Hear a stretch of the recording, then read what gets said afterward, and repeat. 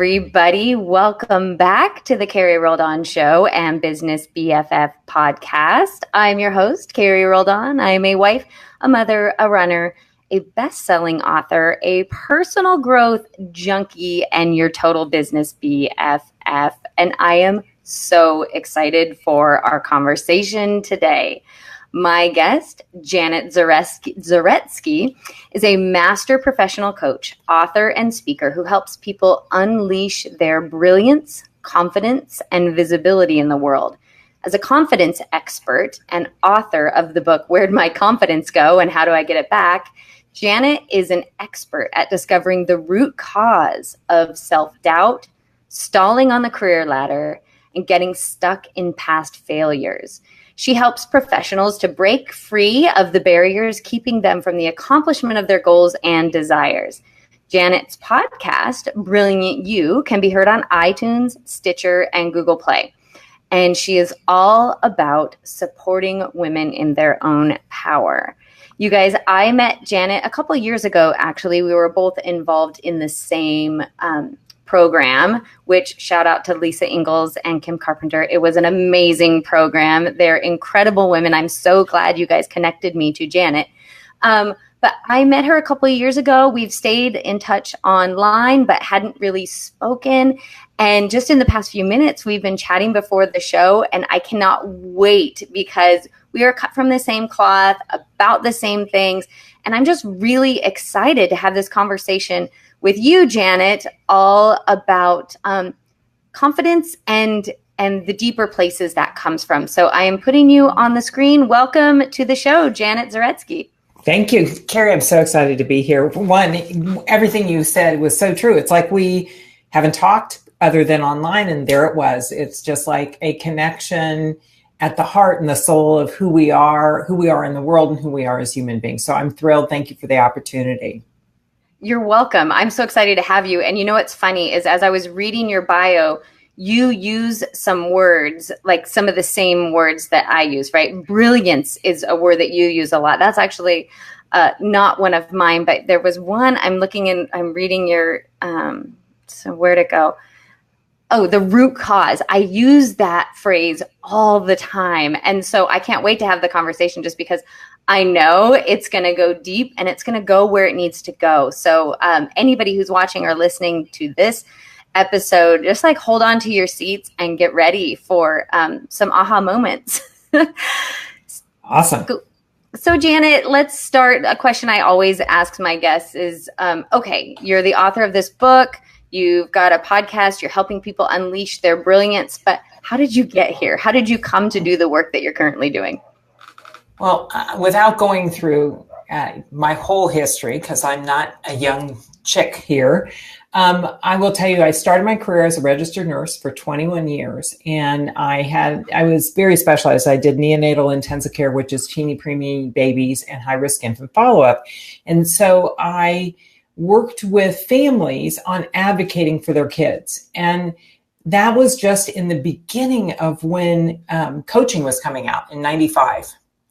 And in 95, people were like, well, have you heard about this thing called coaching? So I went to Coach University. I got trained in coaching. Then I worked for the world's leading and largest personal transformational company, Landmark Education, now Landmark Worldwide, for 18 years. And then have done other things and then been who I am. So I would say from a little child, I've always been somebody who wanted to contribute. So that's the first aspect of it and everything I've done has been about contributing. But as I've, worked with people and gotten clearer, and I've seen some things in the world that I'm not happy with. Frankly, I'm not happy with gender inequity. I'm not happy with gender discrimination. So what do you do when you're not happy with something? Well, you can complain about it. That's kind of useless.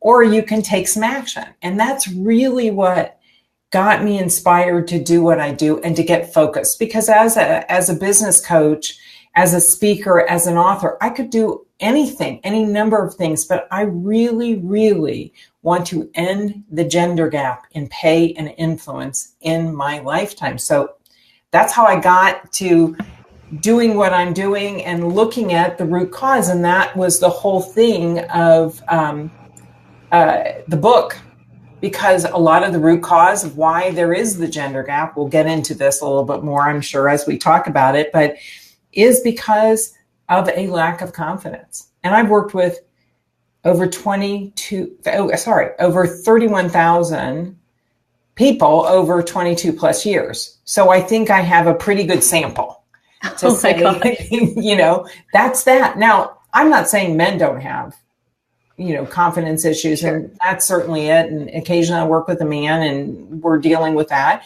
But it really is, for me, the root cause of why it continues to persist.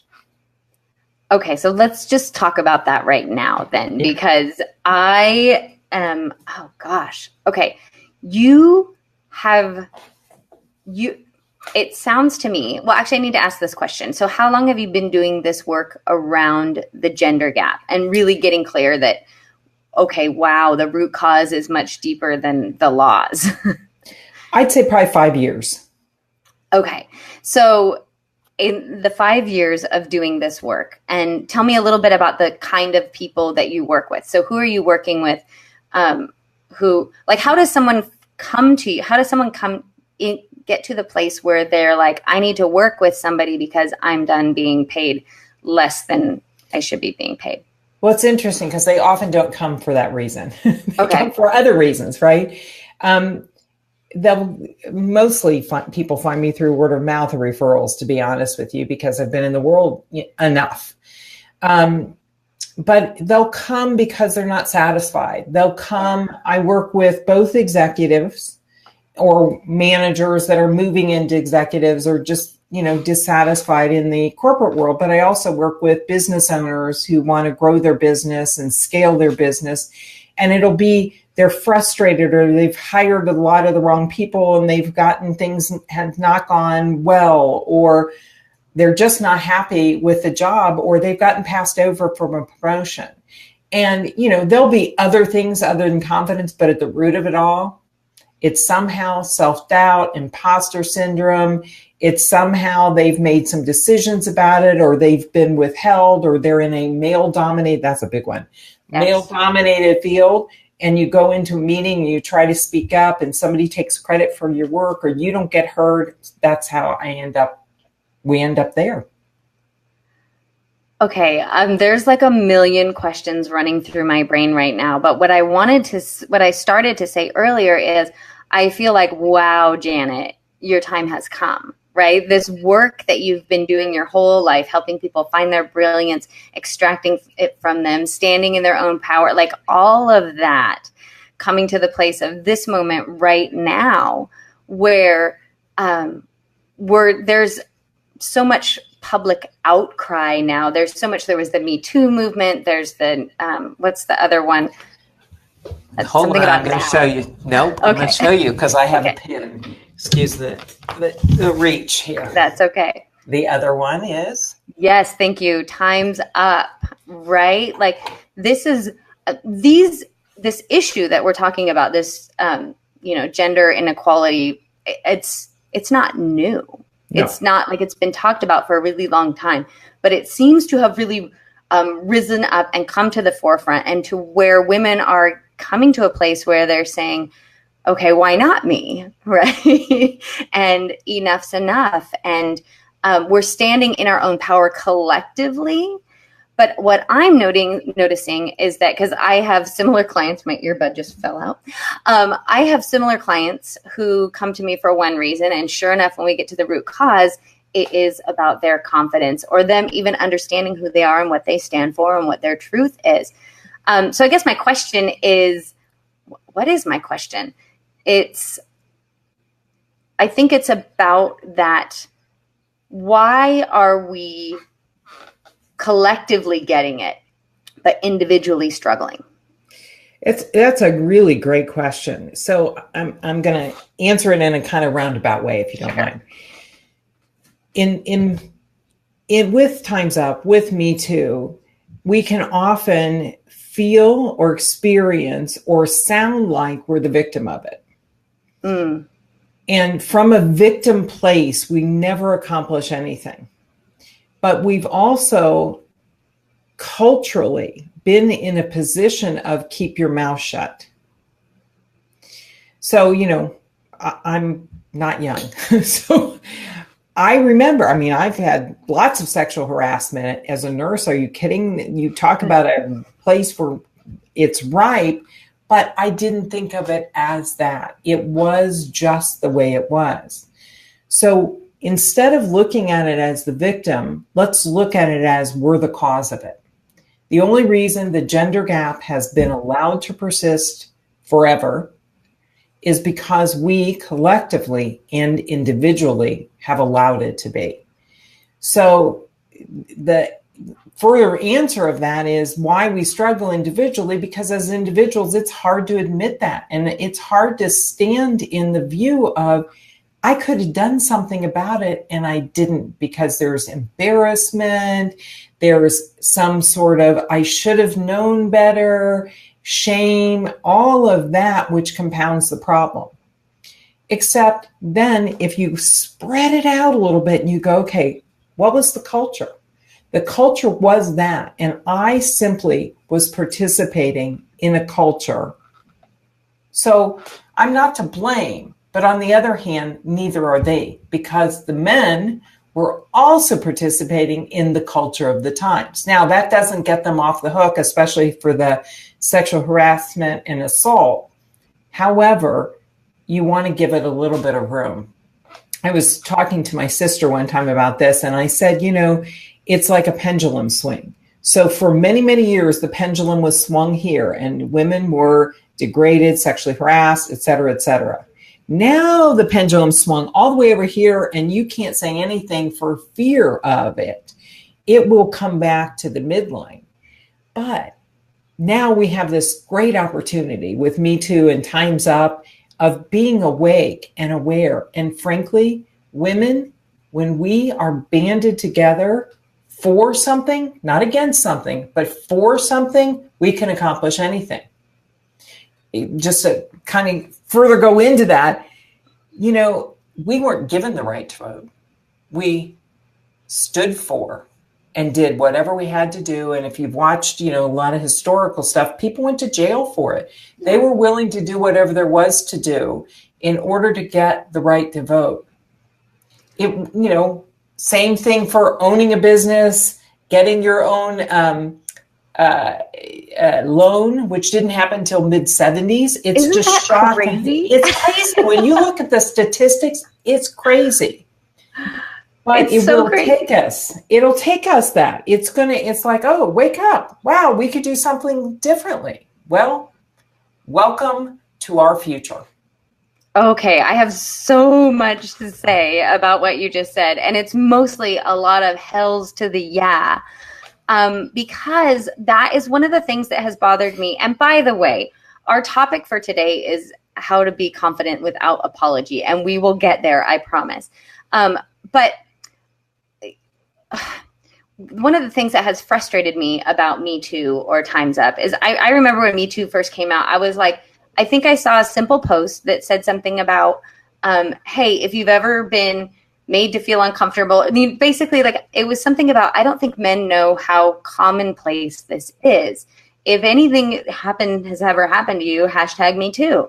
And I was like, and I had never been a victim of assault or anything. I'm pretty fortunate in that way. But, oh my goodness, yes, right? Like creepy old men and inappropriate comments and some of course, like it's hard to grow up a woman of my age and not have experienced that. And I did a hashtag Me Too. And not long after that came so many victim stories. And while I don't want to downplay the significance of having been victimized, what you said is so important, right? We never accomplish anything from a victim perspective. And I think that statement probably leads well into how to be unapologetically confident. But I love what you said about, listen, I'm not to blame, right? And neither are they. Because I feel like that whole victim perspective is about, well, it's not my fault, it's their fault. And honestly, I feel like that we could get into a bigger political conversation here. But I think that's sort of the problem with what we've got going on, this great divide, at least here in the US, but I see it globally, where it's sort of like us and them. It's not my fault, it's their fault. And it sounds like what you're saying is how we do this individually and collectively is that we grow up on the inside. Is that? Yeah. Put your big girl panties on and deal with it. Own it. Listen, we probably all participated in it as well, but we allowed it to happen without intervening. I mean, I'll tell you a real quick story. I worked in a cardiac cath lab at one point when I was a registered nurse, and we had this doctor, and we adored him. He was awesome, and he had this really cool accent. I won't identify from where in case anybody ever knows me. I don't want to, out somebody. And we were wearing lead. So you're working around radiation. So we wore a lead skirt and a lead vest, so we're covered. But if you went by him, he would do his hands. Oh my goodness. So if for those people who are listening on the podcast, that was like a booby squeeze. A booby squeeze. And he did. You got lead. So everybody laughed, and he'd go, "Squeeze me." And it was a joke. But really, that's sexual harassment. It was uncomfortable. I remember the first time it happened, and they were like, "Oh, well, that's just him. You just got to get used to it." It's like, okay, well, I loved my job, so I'm going to get used to things that I loved.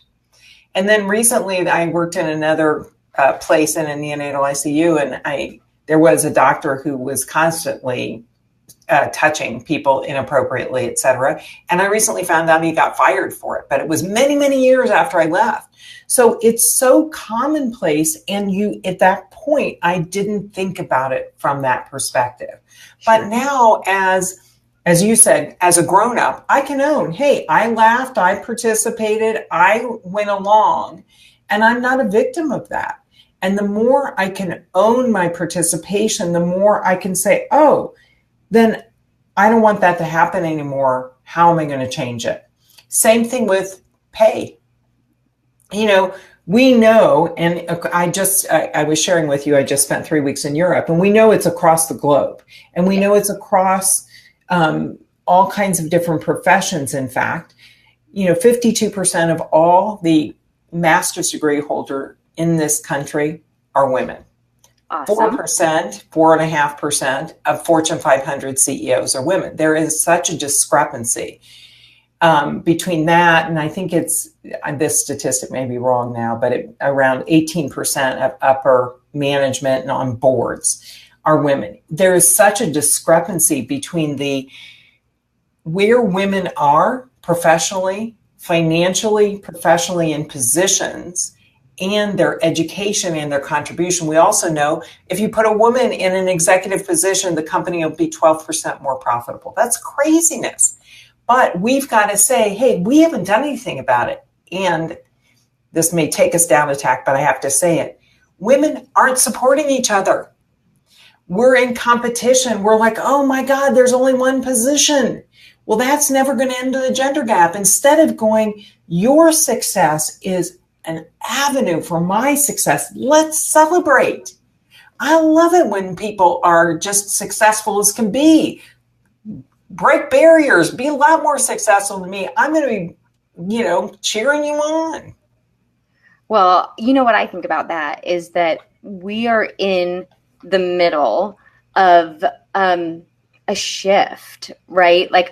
We are probably when history looks back on this time in history, this will be a moment in history where we recognize that we're leaving one age and moving into another age. And what I'm feeling in this shift, and I used to talk about it all the time with online marketing, but that we're moving from masculine leadership and a masculine way of doing things into feminine leadership and a feminine way of doing things. And that's not to be confused with men leading versus women leading, right? It's just masculine leadership or a masculine way of doing things tends to be more competition based. It tends to be more what's the word I'm looking for? Like positional, like there's rank and file involved. And it has, just a more competitive vibe, where a female or a feminine way of doing things is much more a collective, much more collaborative. That's why I think, what did you say, that when female-led companies are 12% more profitable?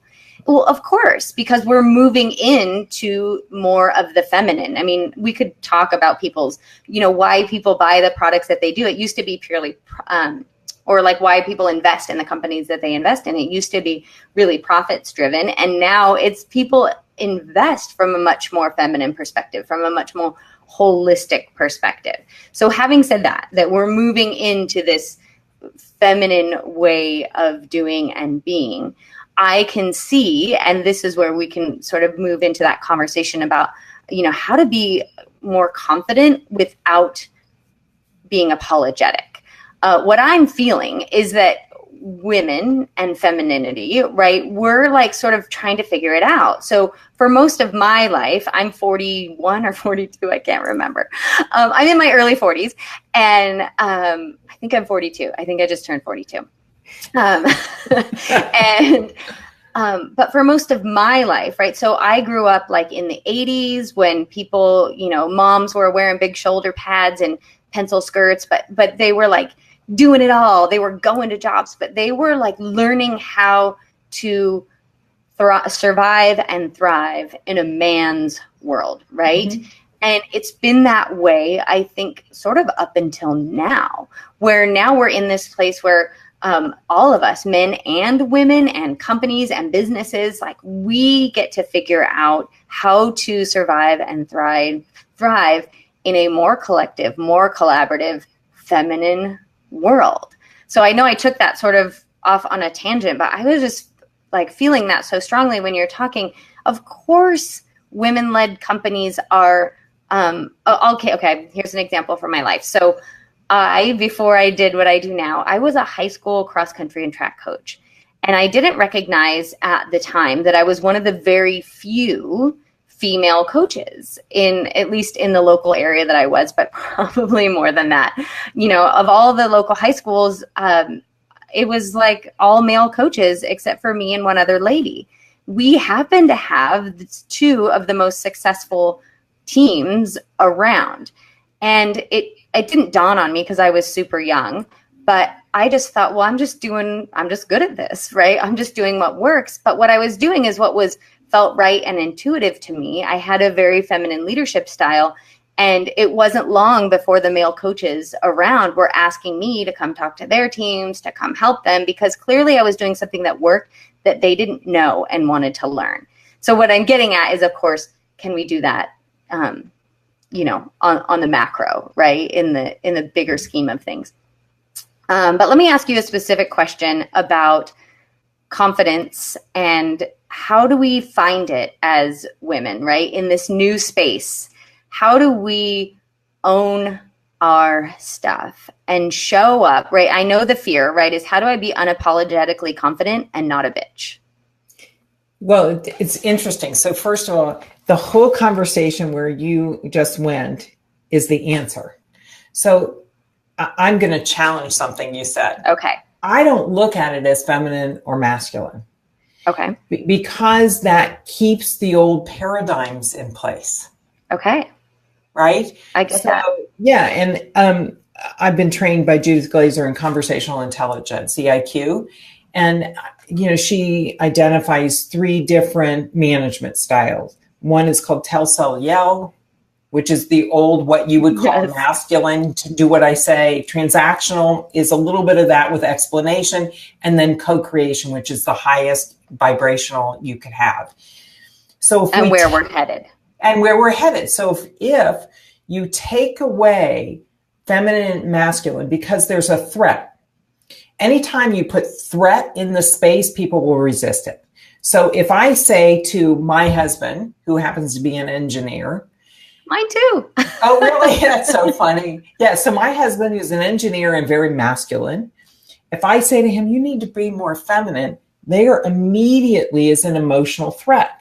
It may not be conscious. So if I said to him, no, you need to be more co-creative with your team, it opens it up. So language matters. Not to diminish anything you're saying. I'm just saying part of the aspect of it is if we change the language and create new languages and phrases for it, then our confidence will be up. We'll be unapologetically you and let other people be unapologetically them without putting them in a box.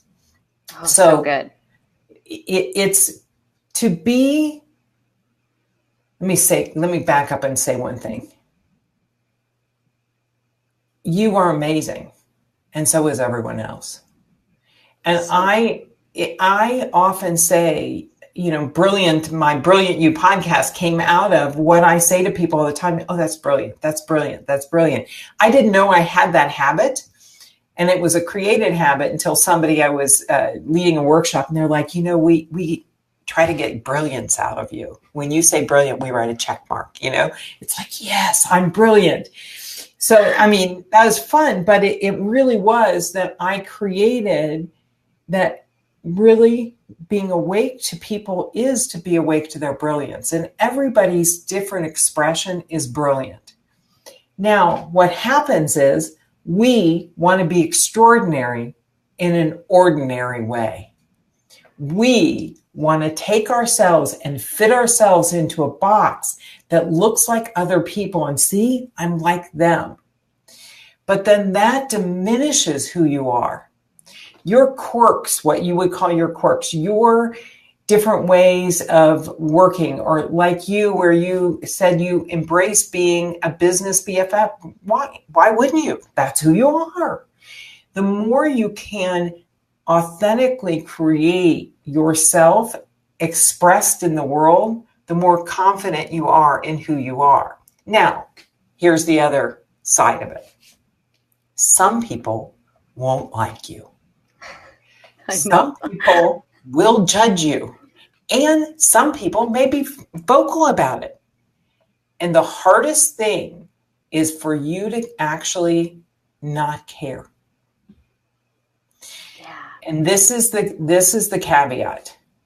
If you're not being you, or you're trying to be someone else, or you're trying to fit into a box so that they like you, who ends up not liking you is you. And when you don't like you, you don't have confidence. Oh, so can I get an amen for that? So good. So important. So I'm going to repeat some of the things you said, because those were tweetable, and write them down and create a meme out of them. You had some just really, I love the very last thing that you said about, when you're trying to fit yourself into somebody else's box, and you're trying to get everybody else to like you, then you don't like you.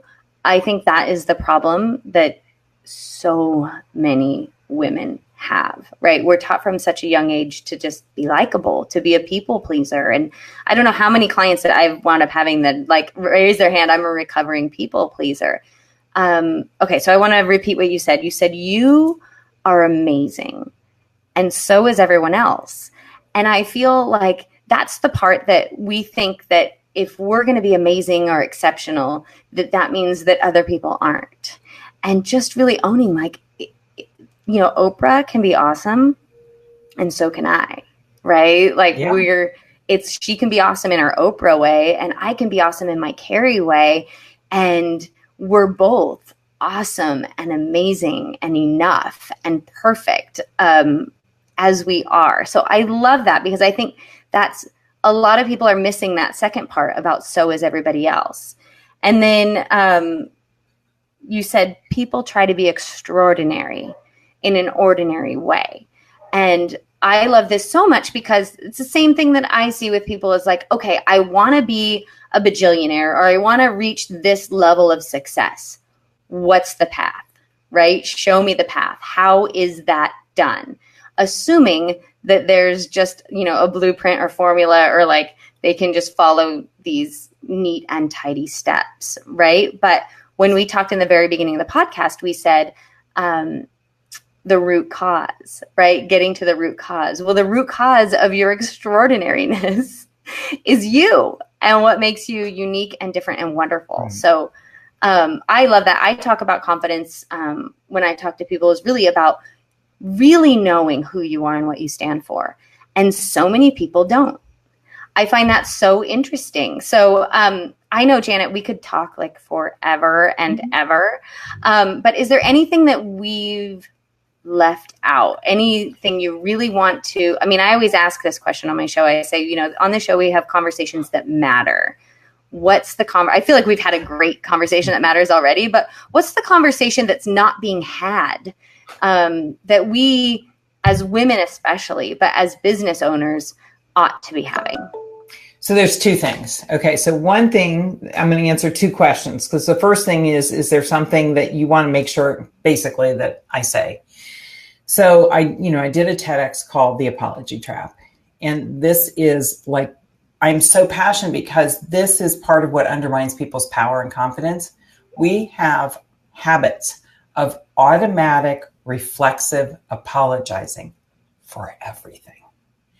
And it was so interesting as I spent time in Europe watching it. And then I was on, part of the trip was we were on a river cruise and we were with Australian, Canadian, Americans. And, you know, we're getting to know each other and I share that. And people are like, oh my God, I do that all the time. And if you can interrupt that, because what is the point? You're apologizing for your very existence. And it's not just, I'm sorry. It's, can I say something here? It's saying it's couching what you have to say so that it's received softly, so that you don't experience pushback, so you don't deal with conflict. And frankly, conflict, pushback is all a conversation, and we can all survive conversations. So that's one thing I want to make sure I get in. Stop the automatic reflexive apologizing, both in speech and in writing. Watch your emails. See where you're putting a smiley face when you ask a question. See where you're saying just, or do you mind, or can I ask you? Just ask. No is an answer. Yes is an answer. They just lead to different paths. So that's one thing. The other question you said is, what is the conversation that we're not having in business that I think would make a difference if we did? So I have two questions. One is, how can I support you? Because I think often we're worried about us. Well, if I help you win, I win. That's called living life from we all win. So that, in business, it's like, how can I support you? How can I have you win? If I'm working in a corporation, how can I have my boss win? How can I have somebody that reports to me win? If I'm an entrepreneur, how can I support other entrepreneurs? We're so worried about stuff that we're not contributing at the level we could, and then we don't get as much. So that's one. And then the second is, what's possible if we throw out the box? If we throw out what we know and we create, instead of being, like I said before, about trying to be extraordinary and ordinary, let's just throw out the box. If you're in a business, stop trying to fit into somebody else's game. What would you do if you knew that you would be successful no matter what? What are the thoughts? What are the creations? What is it that you could see? And then go from there. And I'm telling you, the more points of view and the more open we have our brilliant minds, the more we're going to solve problems. I think part of the access to solving world problems is that. Okay. Amen again. So good. I'm going to repeat Janet's two questions. So the first is simple as, how can I support you? It's so easy to do when you're in that co-creative space. And I feel like for the long time, that question got a bad rap because it felt transactional for so many people. Like it was like, how can I support you? And then they say, well, can you promote my thing? Or can you, and they expected it back. But in a co-creative space, really just coming from like, I think you're amazing and brilliant. I already know I am, right? Talk about being confident. I already know I'm brilliant and amazing. I think you're brilliant and amazing too. How can I support you in your brilliant amazingness? If we can come from that space collectively, like, look out, world. And then the second question you asked was, what's possible? And I love that you said we, not I. You said, what's possible if we throw out the box? And again, right, it's about being in that we space, that co-creative space, and just whether or not it's what's possible if, for me, if we throw out the box. I just love that you come at it from a we space. I think that those are the words. I understand now why you're careful about your words, but those are the words that do speak to us as women, right? Being supportive and being in a collective. So I love it so much.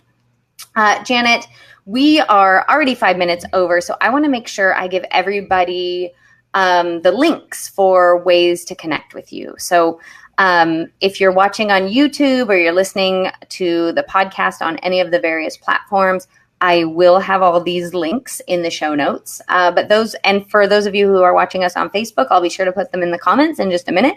But you can find Janet at janetZaretsky.com. How her name is spelled is right there on the screen while you're looking at it.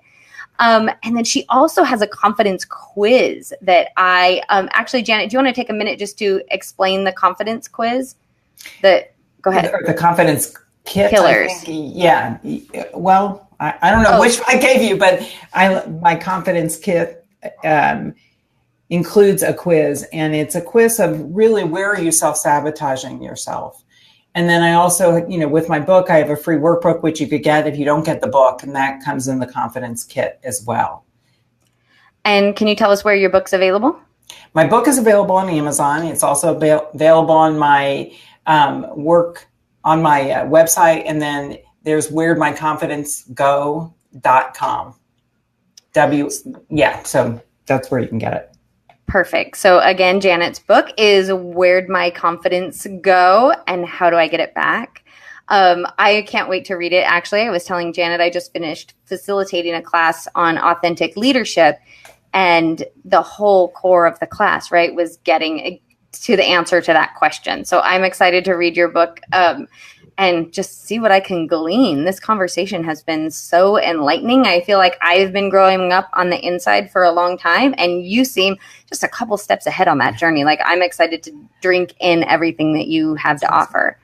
So go ahead. One, I forgot to give you the link for the confidence kit, which is confidentwithnoapology.com. Oh, perfect. Okay, I will put that in as well. I had a link to the quiz, but confidentwithnoapology.com. Perfect. Yeah. Janet, thank you so much for being here. This was such a great conversation. Everybody who's watching and listening, I'm looking at the Facebook comments here.